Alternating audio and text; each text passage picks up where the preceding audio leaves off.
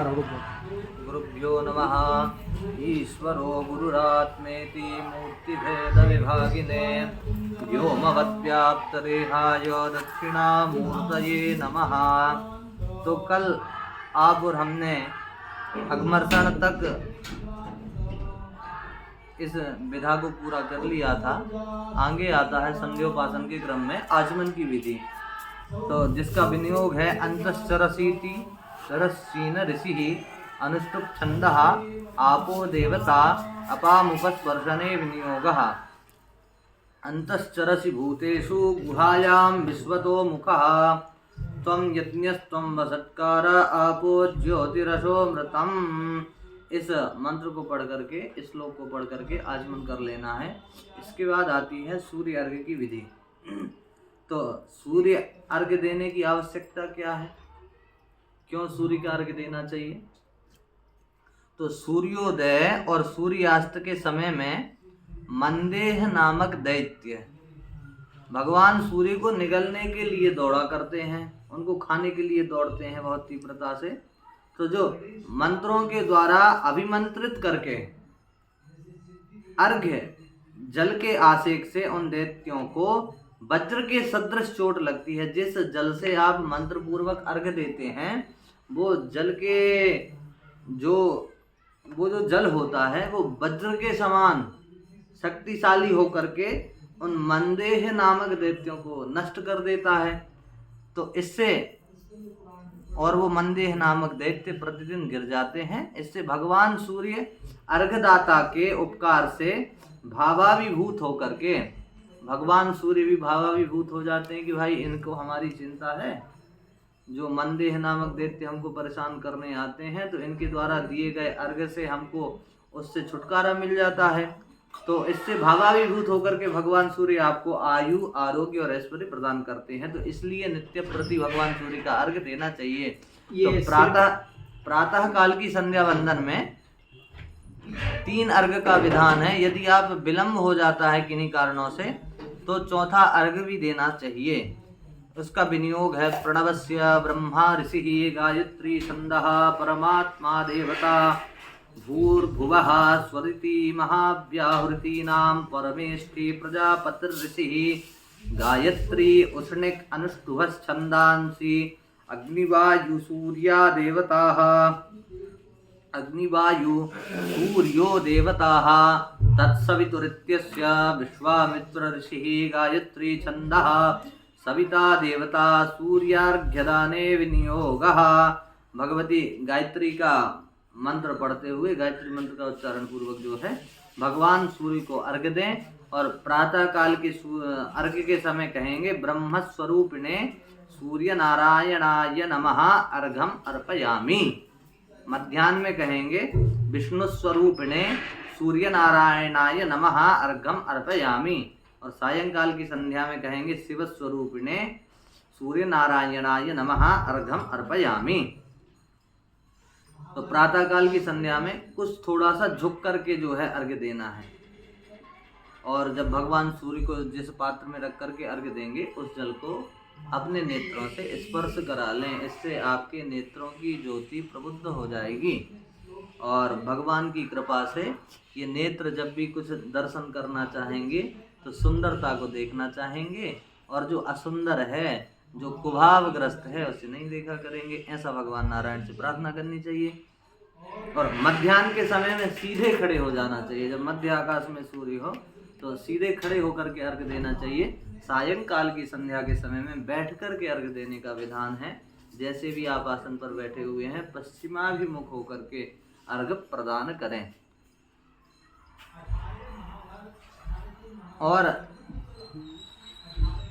संध्या के विलंब हो जाने पर प्रातः, सायं और मध्याह्न काल में भी, मध्याह्न में 2 अर्घ्य का विधान है यदि विलंब हो गया है समय से, और सायंकाल के और प्रातः काल के समय में 4 अर्घ्य का विधान है। वहाँ पर मंत्र इस प्रकार बतलाया है कि गायत्री मंत्र से भी अर्घ्य दिया जा सकता है। और उसके बाद ये शुक्ल यजुर्वेद माध्यान्दिनी शाखा का मंत्र है आकृष्णेन रजसा वर्तमानो निवेशयन्नमृतं मर्त्यञ्च हिरण्येन सविता रथेन देवो जाति भुवनानि पश्यन्ना।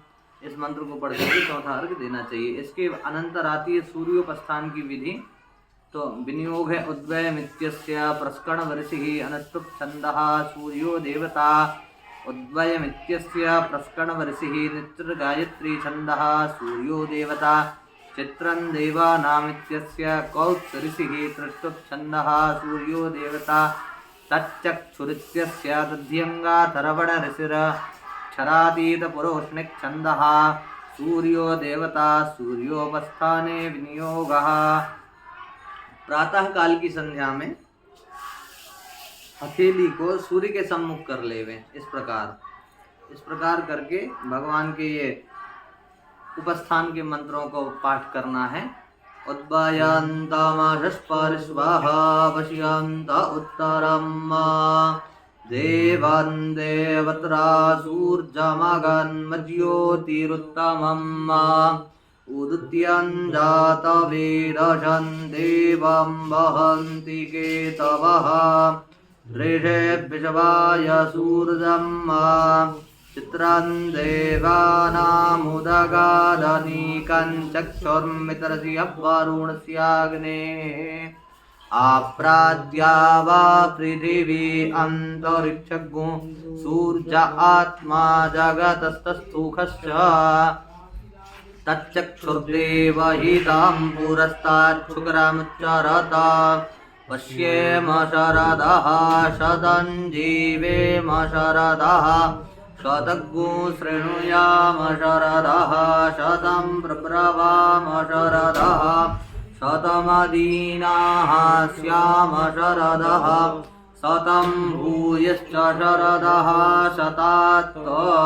इन मंत्रों का पाठ करते हुए उपस्थान करें और मन में ऐसा दिव्य भाव रहे कि भगवान सूर्य की यह परम पवित्र किरणें हमारे चित्त में विज्ञान का वर्धन कर रही हैं, आरोग्य का वर्धन कर रही हैं और यह प्रकाश हमारे तेज को उद्दीप्य कर रहा है। हथेली के रास्ते से इन हाथों के मार्ग से हमारे देह में प्रविष्ट हो रहा है और हमारी समग्र पाप राशि को जला करके भस्म कर रहा है। ऐसी भावना करें।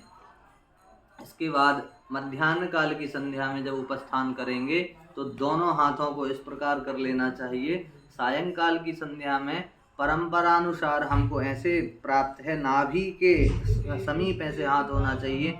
कहीं कहीं परंपरा के भेद से ऐसे भी करने का विधान है, जैसे अनुकूलता बने। इसके बाद व्याहृतियों के द्वारा न्यास है। तो हृदयाय नमः, भूशिरसे स्वाहा, भुवः शिखायै वसत, स्वः कवचाय हुं, भूर्भुवः स्वः नेत्राभ्यां वौसट, भूर्भुवः स्वः अस्त्राय फट। इसके बाद करन्यास है। भूः अंगुष्ठाभ्यां नमः, भुवः तर्जनीभ्यां नमः, स्वः मध्यमाभ्यां नमः। और आगे भगवती गायत्री का मंत्र है, तो उसका प्रयोग करके अनामिकाभ्यां नमः, कनिष्ठिकाभ्यां नमः, करतलकर पृष्ठाभ्यां नमः। ठीक उसी प्रकार षडंग न्यास कर लें। उसके बाद प्रणव का न्यास है। अकारं नाभौ, उकारं हृदये, मकारं मूर्धनि। और उसके बाद व्याहृतियों का न्यास है। भूः पादयोः, भुवः जानवोः, स्वः उर्वौ, माः जठरे, जनः कंठे, तपः मुखे, सत्यम शिरसि। गायत्री का अक्षरन्यास भी यहाँ पर दिया गया है। तो तकाराम पादांगुष्ठयोः, तकारम पादांगुष्ठ पैर के दोनों अंगूठे का, सकारम गुल्फयोः, विकारम जंघयोः, जंघा, तुकारम जानवोः, बकारम ऊर्वोः, रेकारम गुदे, निकारम लिंगे, यकारम कट्याम, भकारम नाभौ, गोकारम उदरे, देकारम स्तनयोः, बकारम हृदये, स्याकारम कंठे, धीकारम मुखे, मकारम तालुदेशे। और ह्रीकारम नासिकाग्रे, धीकारम नेत्रयोः, योकारं भ्रुवोर्मध्ये, योकारं ललाटे, नकारं पूर्वमुखे, प्रकारं दक्षिणमुखे, चोकारं पश्चिममुखे, दकारं उत्तरमुखे, याकारं मूर्धनि, व्यंजनं तकारं व्यापकं सर्वतो न्यसेत। उसके बाद शिरोन्यास है। आपः गुह्ये ज्योतिषी चक्षुषोः, ज्योतिः चक्षुषोः, रसः वक्त्रे, अमृतं जानवोः, ब्रह्म हृदये, भूः पादयोः, भुवः नाभौ, स्वः ललाटे, ओंकारं मूर्धनि। यहाँ पर न्यास की विधि संपन्न हो जाती है। भगवती गायत्री का जो प्रातः काल का ध्यान है, बालां विद्यां तु गायत्रीं लोहितां चतुराननां रक्तां वरद्वयोपेतां अक्षसूत्रकरां तथा कमण्डलुधरां देवीं हंसवाहन संस्थितां ब्रह्माणीं ब्रह्मदैवत्यां ब्रह्मलोकनिवासिनीं मंत्रेणावाहयेत् देवीं मायान्तीं सूर्यमण्डलात्।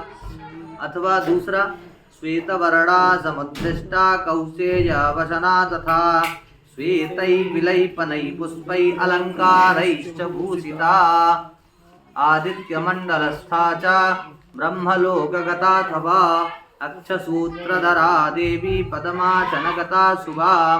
फिर अथवा मुक्ता विद्रुमहेमनीलधवलच्छायैर्मुखैस्तीक्ष्णैः युक्तामिन्दुनिबद्धरत्नमुकुटां तत्त्वार्धवर्णात्मिकां गायत्रीं वरदाभयाङ्कुशकशा शुभ्रं कपालङ्गुडं शङ्खं चक्रमथारविन्दयुगलं हस्तैर्वहन्तीं भजे। यहाँ पर पूज्य गुरुदेव के द्वारा लिखित गायत्री पंचक भी है, जिसका भी हम एक बार पारायण कर लेते हैं। जय शास्त्र पुराण सुधा विमले, जय भक्ति सुदीप सिखे यमले, निगमागम बोध विधान भरे, प्रणमामि वेद वितान करे, सविता शशिवह्नि सुनेत्रयुते, शरदेन्दु मनोरम कांतियुते, पद पद्म पराग विराग परे, प्रणमामि वेद वितान करे, श्रुति दे मति दे गति दे यति दे, सुख दे शुभ दे शुचि दे रुचि दे, धन धान्य निरामय कीर्ति करे, प्रणमामि वेद वितान करे, शिव विष्णु विरंचिनुते सुभगे, करुणा वरुणालय संविभवे, द्विजमंडल मंडित चारुतरे, प्रणमामि वेद वितान करे, शरणागत वत्सल वृंदनुते, शिव शक्ति समाहित शांति धरे, भवदे भवभीति हरे, प्रणमामि वेद वितान करे। गायत्री पंचकं शुद्धं निर्मितं त्र्यंबकेन वै, पठित्वा शांतिमाप्नोति साधको भावुकाः सदा। इसके अनंतर आवाहन इत्यादि की विधियां हैं, जिन्हें कल श्रवण करेंगे। हर हर महादेव।